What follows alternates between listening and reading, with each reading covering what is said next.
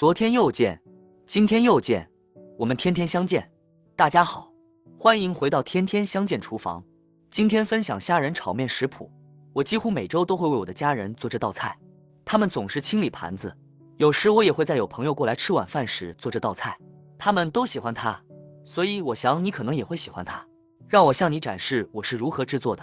现在要准备的材料有：手工面条、大蒜、洋葱、豆芽、小葱、虾。这些是我们需要准备的材料。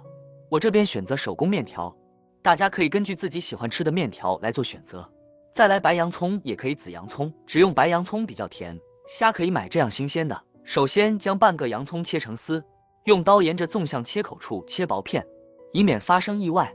现在花点时间把它们分开，抖散方便后续工作。你喜欢的话，可以加2瓣大蒜，面条的大蒜味道更浓。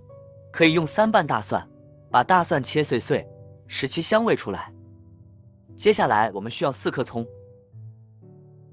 将葱的茎部分切成小块，将叶部分切成小段，将它们分开，因为我们将在不同的地方使用它们。下来我们准备一把豆芽，豆芽不仅味道清甜爽口，而且营养丰富。我们提前把豆芽清洗干净。我们来备2个手工面条，可以根据家里的人数来准备。当然，你们可以选择快熟面或其他面条，完全可以按着自己喜好。烹饪过程中，我们还需要一些虾仁。我们将虾仁提前包好并水冲洗，然后拍干。来腌制虾仁，用盐、糖、白胡椒粉、一点小苏打、玉米淀粉和一些米酒。白胡椒粉和大米腌制有助于减少虾的腥味。如果你在烹饪中不能使用白酒，也不用加白酒。将虾和腌料混合在一起，然后加入少许油和芝麻油，将油也与虾混合，然后放置静置10到15分钟。最后我们需要准备的是等下炒菜的料汁：黑酱油或者普通酱油，加入糖一起搅拌酱汁，直到糖完全溶解。我们准备做饭，准备1锅水，把它煮沸，然后将面条加入。沸水中，我们需要煮面条多长时间，主要取决于面条的厚度。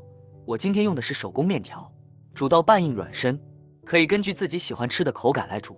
好像我手工面条偏硬一些，大概煮10分钟左右。当面条煮熟后，把它从水里捞出来，把面条过凉水，然后沥干浸泡过凉水的面条，这有助于面条口感更 Q 弹。沥干后放入另一个碗，加入食用油，并搅拌均匀，是为了避免面条粘在一起。面条先放一旁，准备翻炒。在热锅中加入一些油，用中火加热。当油热时，将洋葱和豆芽加入，锅中轻微搅拌，使它们沾上油，然后用少许糖和盐调味。继续搅拌，使糖和盐均匀混合，然后加入一点我们之前准备的料汁。料汁可助于给洋葱和豆芽继续翻炒。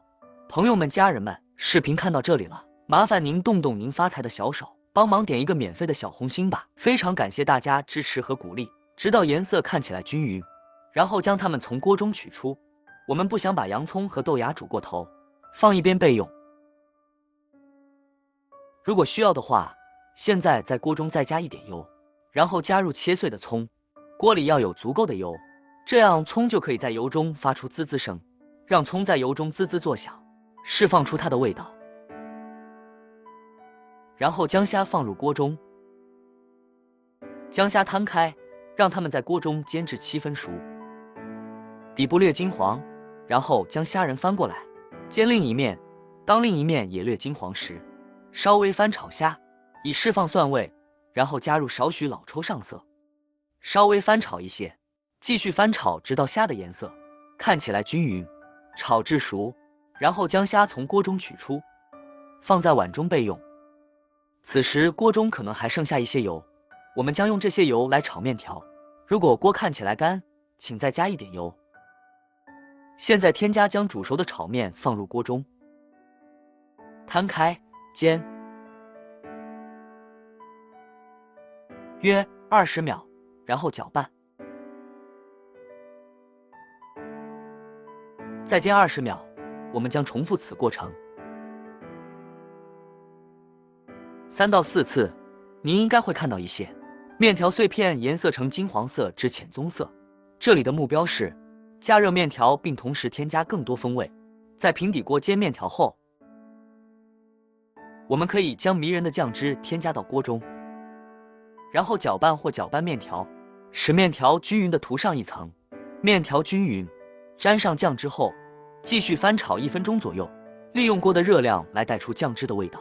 炒完面条后，可以加点水面条，盖上锅盖，把火调小，让面条煮，直到它吸收大部分的水。这个过程不会花很长时间，所以要留意它。我们这样做是因为面条更厚。当面条吸收了大部分水分后，打开盖子，将火量调回中高。现在我们可以将虾、洋葱和豆芽添加回面条中。平底锅中，我们还要添加小葱段、葱和一些黑胡椒粉。现在将面条再搅拌几次，将所有东西混合在一起，我们就完成了。看看这个虾仁炒面，口感丰富，营养丰富。虾仁炒面是一道色香味俱全的美食，富含蛋白质和维生素，是一道营养丰富的料理，适合作为家庭晚餐或者小聚餐的一道佳肴，与家人朋友共享美好时光。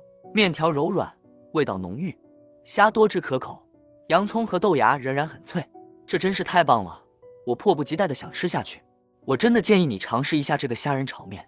如果你喜欢这个视频，帮忙给我点个赞，并订阅我的频道。